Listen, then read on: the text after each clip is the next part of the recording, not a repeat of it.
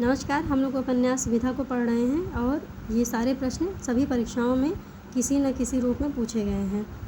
हमारा आज का प्रश्न है 1921 में असहयोग आंदोलन के दौरान सरकारी नौकरी के त्यागपत्र देने के बाद से रचनाकार जो पूरी तरीके से साहित्य सृजन में लग गए थे, कौन थे? प्रेमचंद जी। शिवपालगंज किस उपन्यास से संबंधित है? शिवपालगंज किस उपन्यास से संबंधित है? राग दरबारी से। राग दरबारी कौन लिखा है?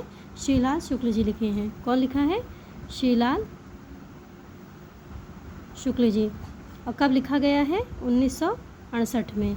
और 1969 में साहित्य अकादमी मिला है, साहित्य अकादमी पुरस्कार। ठीक है, क्या मिला है? साहित्य अकादमी पुरस्कार। किस पर? राग दरबारी पर। पुनः पढ़ लेते हैं।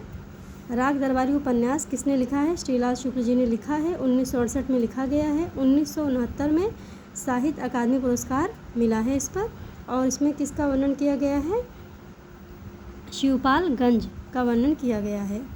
और मैलाचल में किसका वर्णन किया गया है? मेरीगंज का। बिहार के पूर्णिया जिले के मेरीगंज का वर्णन किया गया है।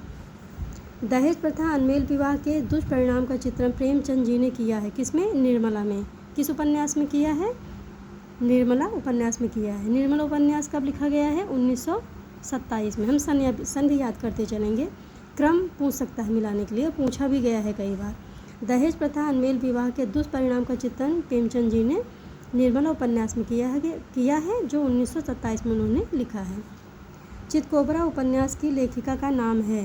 मृदुला गर्ग। बुधवा की बेटी उपन्यास लिखा है पांडे बेचन शर्मा उग्र जी ने।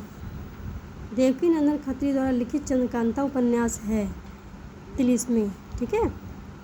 डॉक्टर गोपाल राय ने किस कृति को हिंदी का पहला उपन्यास माना है? देवरानी जेठानी की कहानी। इसका समय क्या है?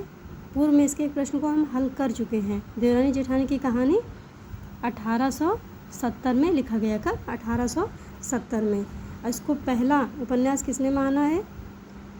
हमने कहानी शायद बोला है, क्षमा चाहते हैं।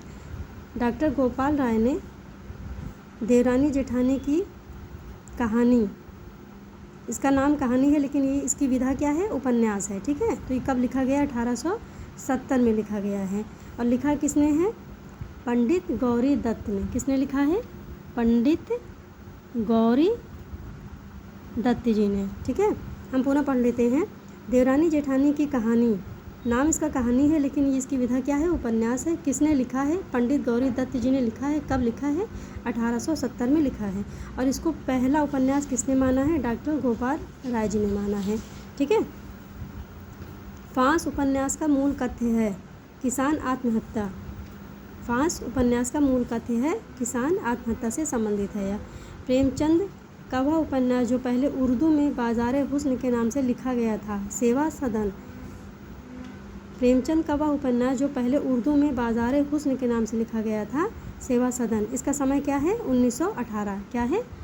1918। ठीक है। मालती बाहर से तितली है, भीतर से मधुमक्खी। मालती के व्यक्तित्व के संबंध में यह टिप्पणी है। किसकी टिप्पणी है? लेखक की। लेखक की अर्थात प्रेमचंद की। ठीक है, प्रेमचंद की। मालती बाहर से तितली है, भीतर से मधुमक्खी। मालती के व्यक्तित्व के संबंध में यह टिप्पणी है प्रेमचंद जी की अर्थात लेखक की। त्यागपत्र का प्रमुख संदर्भ है मनोवैज्ञानिक। त्यागपत्र उपन्यास जो है उसका प्रमुख संदर्भ है मनोवैज्ञानिक। ठीक है। इसको लिखा किसने है? जैनेन्द्र जी ने। किसने लिखा है? जैनेन्द्र जी ने। ठीक। कब लिखा गया है? 1937 में। ठीक है। त्यागपत्र कब लिखा गया है? 1937 में। और लिखा किसने है? जैनेन्द्र जी ने। क्योंकि वह जिंदा था, जिंदा रहने का मतलब समझते हैं ना आप। क्योंकि वह जिंदा था, जिंदा रहने का मतलब समझते हैं ना आप।